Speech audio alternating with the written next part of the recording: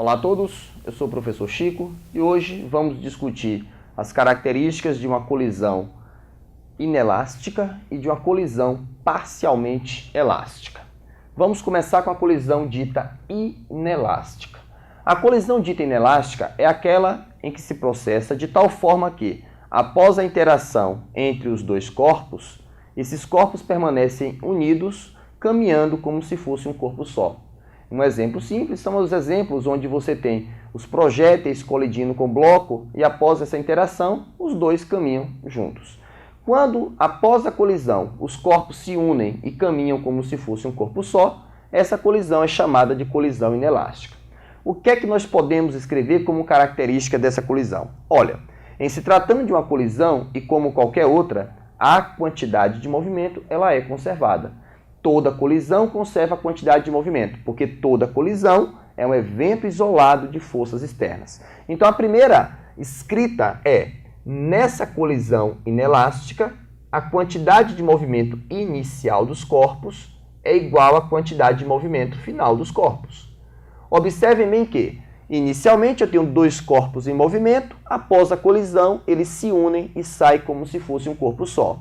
A quantidade de movimento inicial seria a quantidade de movimento do primeiro mais a quantidade de movimento do segundo.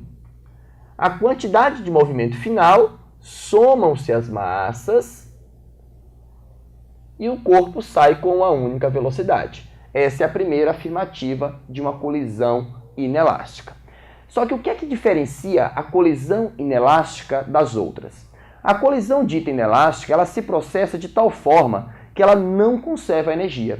E, mais importante que isso, é importante você saber que é o tipo de colisão onde a quantidade de energia perdida, dissipada, é a máxima. É o tipo de colisão que se perde mais energia. Então, uma característica da colisão inelástica é que, quando eu comparo a energia cinética dos corpos depois, é um valor menor que a energia cinética dos corpos antes.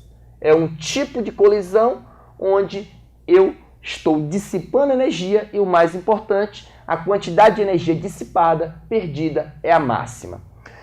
Como é que eu posso diferenciar a colisão inelástica da colisão parcialmente elástica?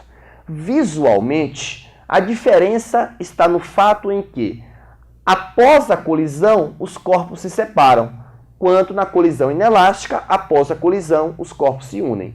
Mas, independente desse aspecto, a quantidade de movimento continua conservando. Toda colisão conserva a quantidade de movimento. Então, na colisão parcialmente elástica, eu começo escrevendo que a quantidade de movimento dos corpos inicial é igual à quantidade de movimento dos corpos final, antes igual a depois. Isso significa que, se meu problema for esse, a quantidade de movimento antes é do primeiro corpo mais do segundo corpo. A quantidade de movimento depois é a do primeiro corpo mais a do segundo corpo. Mas o que é que diferencia a colisão parcialmente elástica da inelástica numericamente, analiticamente?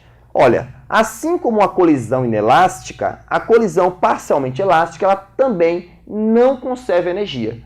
Quando eu comparo a energia dos corpos antes e a energia dos corpos depois, eu novamente vou me deparar com uma diferença. A energia cinética dos corpos depois da colisão, ela é menor que a energia cinética dos corpos antes da colisão.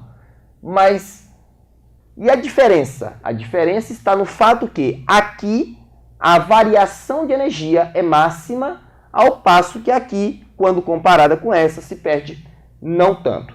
De tal forma que a diferença entre inelástica e parcialmente elástica é que ambas não conservam energia. A inelástica eu perco mais. Visualmente, aqui os corpos saem juntos, aqui os corpos saem separados. Essa foi a dica de hoje. Muito obrigado a todos e até a próxima aula.